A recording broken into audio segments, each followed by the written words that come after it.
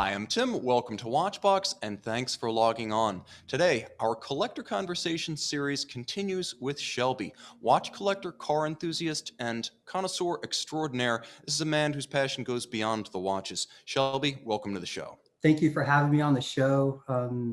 This is really cool. Let's geek out over some watches. Let's do it.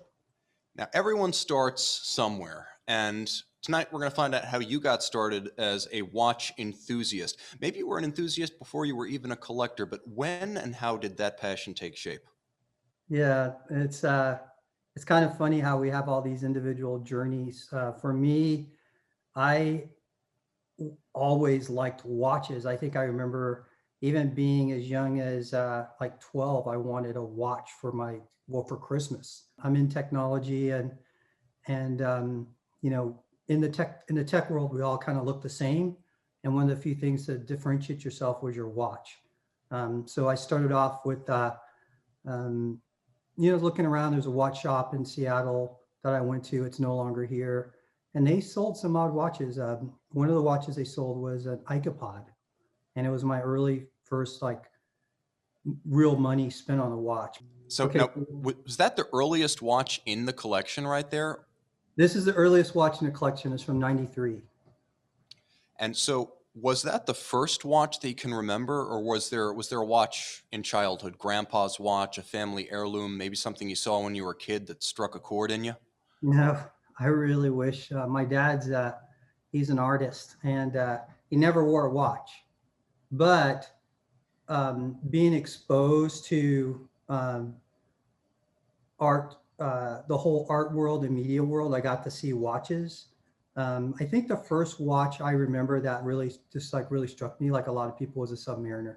Just seeing the Submariner ads, it was like something about that watch was just cool. It was just a cool watch, and I was not a diver or swimmer or anything like that. I just thought it was a cool watch. So going back, I think it'd be the Submariner.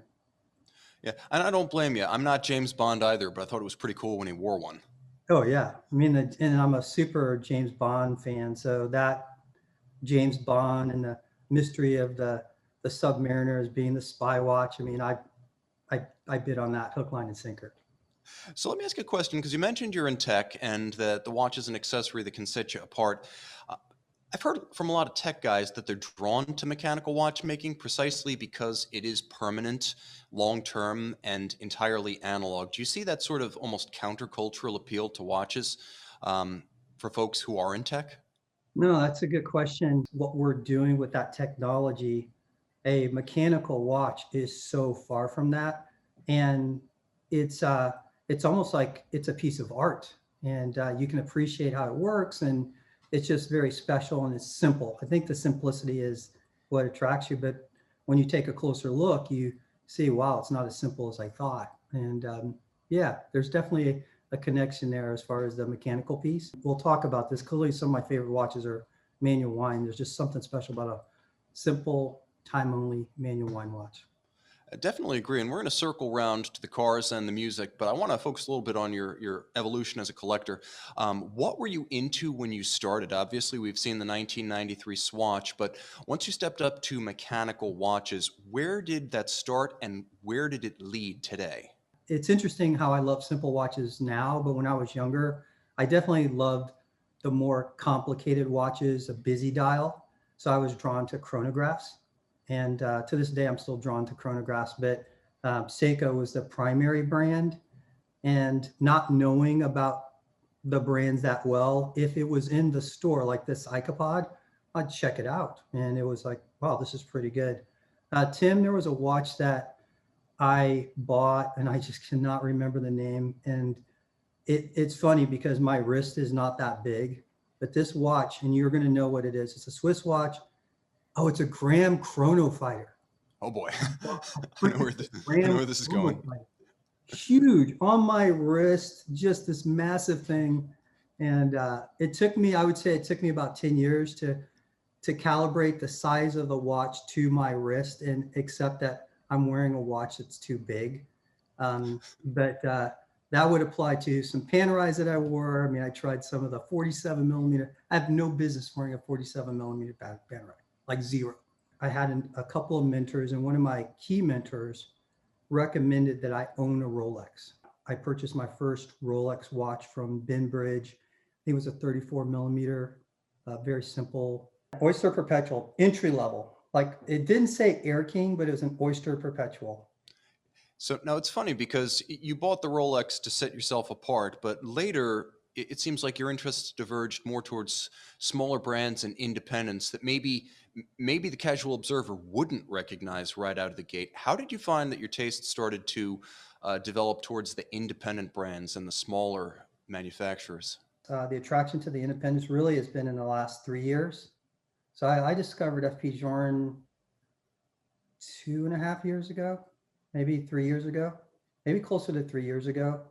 And actually, it was from watching a lot of back Watchbox, and then before going back to the OJ days, watching you. So I would watch you. I would watch Archie Luxury. That was kind of it, really. You had Archie doing the Patek and the Speedmaster Man on the Moon, and then the Watchbox. There was no, now there's like a billion people on YouTube now, but there was just a few people that would look in. But that FP Journe just struck me right away. It was just such a beautiful watch. I didn't think that I could ever afford one, so it was like that was a Grail watch for me. So as you've developed your collection and your tastes as a collector, what independent brand or independent brand models have you added? I know you have a fascination with Journe and the substance of the watches, but specifically, which ones grabbed you? My top acquisition in the last 3 months has got to be the Moser Streamliner. I'm actually wearing it. There, Moser Streamliner. Matrix green, gotta love it. Yeah, and this watch is, wow, this thing blew me away. Yeah, this watch is it's so beautiful, it's sporty, it's elegant. I see this as a watch that I could see people wearing this watch 100 years from now comfortably, and it fitting into the landscape of the world, like very futuristic, but it still has the lines of the 70s right there with the Royal Oak and the Nautilus. So, but this to me is just more forward looking than those watches. Certainly. I mean, it's nice because you can tell that it's a tribute to the genre without being like almost an homage or a duplicate of anything else that existed. It's got an integrated bracelet, but it's not that style of integrated bracelet. It's integrated with the case, but it's not a rounded polygon like a Genta. It's a really impressive piece, and it's also very minimalist. I mean, the branding on that, it's almost too modest.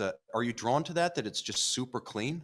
I really appreciate a simple dial, and the way it's done, the restraint they showed in making this watch, they could have done a lot of things with it. Really hats off to Moser. And what's really awesome about this watch too is actually being to reach out to and connect with the CEO. Absolutely. Edouard Milan. I mean, Yeah. You get on a first name basis with your watchmaker's, CEO. That's something that doesn't happen when you buy a Rolex. Yeah. No, he said congratulations. He follows me on Instagram. How awesome is that? I mean, that is just like, hey, I'm just a guy in Seattle that collects watches. I mean, to have that connection is very special. I really appreciate it. I look forward to post-COVID to wear this out and about, and it's just a watch I love a lot. Yeah, definitely. I mean, that's one of the great challenges right now. We love the watches, just as much, maybe more, because it becomes our portal to like the outside world, the watch collector community, online in particular. So let me ask you, what online communities or social media do you use to reach out and touch other watch collectors these days? I do everything through Instagram. I'm the Journe identity. I've met some amazing people around the world that have extraordinary collections. I mean, some of these collections, and it's not by collections, because I have friends that have one watch and they know so much about watches. So it's not like what they have, but the fact that they all are just so passionate about watches and timepieces, and you can geek out over things. Interesting enough, what I like about the watch community is that not only can you geek out over watches, but you can geek out over cars, you can geek out over movies. For some reason, watch people geek out over the same things. Music, it's really awesome. So Instagram's my spot. All right, remember the Journe identity. Look them up online, guys. So if you had to neck down to one watch and one car, let's put you on the spot. What would that look like? Okay, the car would be the 2016 911R. That's my Grail car. Basically, I feel like that's the enthusiast on steroids, but just a beautiful car. I mean, that car is just unbelievable. So I would have that, and you know, my CS is my Grail, so I would have that. I would have that manual wind, manual shift, two pure pieces of art. Yeah, one with 4 tires and one on my wrist. So let me ask you, platinum or rose gold? What is your preference from FP Journe? Because it's almost always one or the other. There are not too many steel pieces, and there's only one in tantalum. So what do you think? Yeah. For me, it's platinum. It's platinum. Now, Like it's like end of story. The platinum watches I like. Is it for the heft of it, or is it because it's maybe more understated? It's the understatement. Although I love rose gold, but I like the Everose look of a Rolex. But when it comes to the Journes, I like them in platinum, and just I don't want the metal to take away from the dial.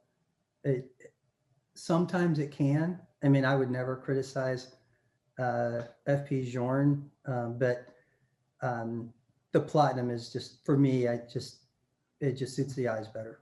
You know, we often talk about, our path as a collector, the first watch, the exit watch. I don't want to put you on the spot and ask you what the exit watch would be, but everyone's got a Grail watch. And I think that's kind of like it's like an advancing horizon. It can't be something you capture.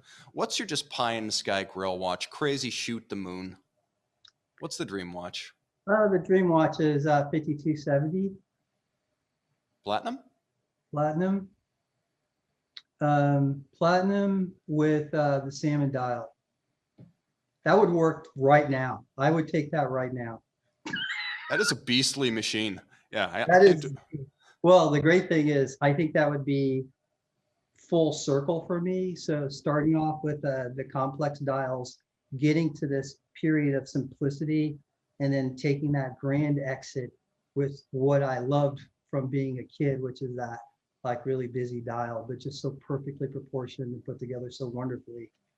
It would be pretty nice. That'd be pretty nice. Riding off into the sunset with the salmon dial. I like that. That works. So you clearly know what you like, and you like a lot. So you have pretty refined tastes. This is what I often do when I interview collectors. I ask you to be kind of like in my Navy days when they would teach pilots and they would have the instructor in the back seat and he'd have the master controls. If you were to advise and guide a collector who's maybe the guy you were 10, 15 years ago, just getting into mechanical watchmaking and luxury watches, how would you advise them to start? How do you learn? Who do you talk to? What are your resources? What to avoid? Yeah, so great question. I think the trick is there's so much to learn online, but you have to be cognizant that there's a seductive element, there's a programming element. When you get online, you're being steered to go in different directions, and it's so easy. And I'm guilty of this myself, wanting what everybody else has. And I know this is said, everybody says, buy what you love, buy what you love. But if you could, like this COVID situation is perfect. A lot of us are kind of locked up, you're by yourself, and you really have a chance to kind of learn about, the different brands. I would focus on learning about the different brands and see, why is this brand special? Like, why is Patek special? Just stay open, just stay open. That would be my recommendation, if that makes any sense. No, absolutely. I think what you mentioned is really important because you talk about how people get super deep into communities that are almost echo chambers of opinion. And if you just say, look, today I'm going to read only about Seiko and Nomos and I don't know, maybe Bucherer, and I'm just going to swear off Rolex for a week. No forums, no social media. By the end of that week, you're really jazzed about those brands and you're not thinking about Rolex. But if you fell into the trap of just following the flow, you're going to be thinking about just that one brand and, 5.5 steel sports watches. That's a good guidance. So how do you find these watches that are off the beaten path? Where do you go to look? Do you just cruise Chrono and eBay, or do you have like a design to it? No, I really want to stop looking at watches. It's what I do in my spare time. I literally just go on all different sites and I look, and then was like, what's that? And you read about it, and I read about it, and next thing you know, it's 2 a.m. So it's one of my things. I like to geek out in my spare time, just learning more about watches. And I actually got this from Watchbox.